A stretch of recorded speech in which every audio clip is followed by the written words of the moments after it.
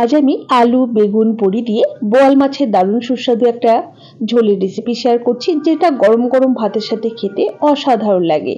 আসুন দেখে নেওয়া যাক আমার আজকের এই রেসিপিটা তৈরির জন্য আমি এইরকম সাইজের বোয়াল মাছগুলোকে দুভাগ করে কেটে নিয়েছি বা কাটিয়ে এনেছি। তারপর খুব ভালোভাবে ধুয়ে পরিষ্কার করে নিয়েছি। এখন মাছ ম্যারিনেট করে নেব। প্রথমেই দিয়ে দিলাম অল্প লবণ, পরিমাণ মতো হলুদ গুঁড়ো। আর এই বোয়াল মাছ কিন্তু ভাজার সময় প্রচুর পরিমাণে তেল ছিটকোয়। যাতে তেল না ছিটকোয় তার জন্য খুব সামান্য পরিমাণ একটু কর্নফ্লোর দিয়ে দিচ্ছি। চাইলে ময়দাও দেওয়া যেতে পারে, তাহলে কিন্তু মাছ কখনোই আর ফাটবে না বা তেল ছিটকোবে না। অল্প পরিমাণে একটু কাঁচা সর্ষের তেলও দিয়ে দিয়েছি। খুব ভালোভাবে মাছটাকে ম্যারিনেট করে 10 মিনিটের জন্য রেস্টে রেখে দিলাম। আর এদিকে ততক্ষণে আমি আলু বেগুনটাও দেখুন কেটে নিয়েছি লম্বা লম্বা করে। এখন রান্নাটা করবার জন্য গ্যাসে একটা কড়াই বসিয়ে দিয়ে দিলাম পরিমাণ মতো সর্ষের তেল। তেলটাকে খুব ভালোভাবে গরম করে কড়াইয়ের চারিধারে লাগিয়ে দিলাম। এতে করে মাছ ভাজবার সময় কড়াইতে আর আটকে যাবে না।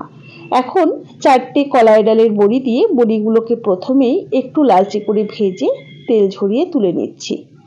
এবারে ওই তেলের মধ্যেই ম্যারিনেট করে রাখা মাছের টুকরোগুলো দিয়ে গ্যাসের ফ্লেমটা হাইতে রেখে উল্টে পাল্টে মাছগুলোকে বেশ সুন্দর লালচে করে ভেজে নিচ্ছি। মাছ আপনারা যে যেমন ভাজা পছন্দ করেন সেইভাবেই কিন্তু ভেজে নেবেন।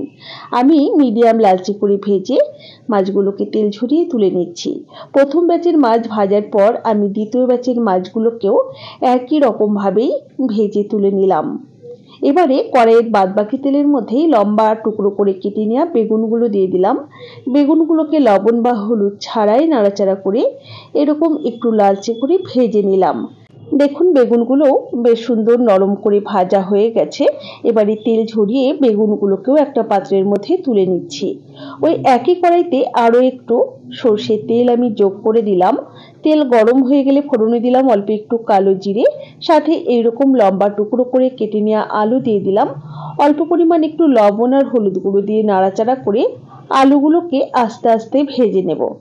মোটামুটি 4 থেকে 5 মিনিট সময় নিয়ে আলুগুলোকে আমি এইরকম লালচে করে ভেজে নিয়েছি। এখন এর মধ্যে দিয়ে দিচ্ছি স্বাদ মতো কাঁচা লঙ্কা বাটা। ঝালটা নিজেদের পছন্দ মতো দিতে হবে। অল্প একটু লাল লঙ্কার গুঁড়ো দিয়ে দিলাম আর 1 টিস্পুন দিয়ে দিলাম জিরে গুঁড়ো। অল্প পরিমাণে একটু জল দিয়ে দিলাম। খুব ভালোভাবে নাড়াচাড়া করে মিশিয়ে নিচ্ছি। আর গ্যাসের ফ্লেমটা কমিয়ে রেখে ঢাকা চাপা দিয়ে কষিয়ে নিতে হবে। এরই মাঝে আমি এর মধ্যে স্বাদ মতো লবণ আর পরিমাণ মতো হলুদ গুঁড়োটাও দিয়ে দিয়েছি। এটা প্রথমে দিতে ভুলে গেছিলাম। তো মিনিট 5 কষিয়ে নিয়েছি। দেখুন বেশ ভালোভাবে কষিয়ে নেওয়া হয়ে গেছে। এখন দিয়ে দিচ্ছি গ্রেভি বা ঝোলের জন্য পরিমাণ মতো গরম জল। রান্নাতে গরম জলের ব্যবহার করলে রান্নার স্বাদ অনেক বেশি ভালো আসে। সবসময় চেষ্টা করবেন রান্নাতে গরম জলের ব্যবহার করবার। তো ঝোলটাকে বেশ ভালোভাবে ফুটিয়ে নিলাম মিনিট 2 সময় ধরে। এবারে ভেজে রাখা মাছের টুকরোগুলো একে একে দিয়ে দিচ্ছি। সাথে ভেজে রাখা বড়িগুলোও দিয়ে দিচ্ছি আর 2টো গোটা কাঁচা লঙ্কা দিয়ে দিচ্ছি। এতে রান্নাতে ঝাল হয়ে যাবে না, ফ্লেভারটা বেশ ভালো আসবে। না চাইলে নাও দিতে পারেন। আবারও ঢাকা দিয়ে মিনিট 5 রান্না করে নিচ্ছি। এদিকে দেখুন গরম গরম ভাতও হচ্ছে, ভাতটাও হয়ে গেছে। এদিকে মিনিট 5 হয়ে গেছে, ঢাকা ওপেন করে নিলাম।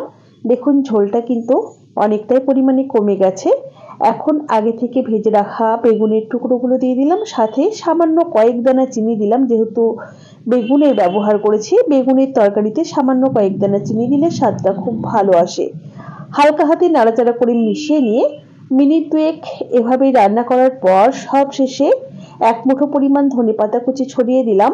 দেখুন বড়িগুলো কিন্তু সাইজে ডাবল হয়ে গেছে, সমস্ত কিছু সেদ্ধ হয়ে গেছে। ঝোলের কালারটাও ভারী সুন্দর হয়েছে দেখতে। এবারে গ্যাসের ফ্লেম বন্ধ করে দেবো, কিছুক্ষণ স্ট্যান্ডিং টাইমে রেখে দেবো। তাহলেই তৈরি হয়ে যাবে আমাদের দারুণ সুস্বাদু আলু বেগুন বড়ি দিয়ে বোয়াল মাছের ঝোল। রেসিপি কেমন লাগলো অবশ্যই জানাবেন। ভালো লাগলে লাইক ও শেয়ার করে পাশে থাকার অনুরোধ রইল।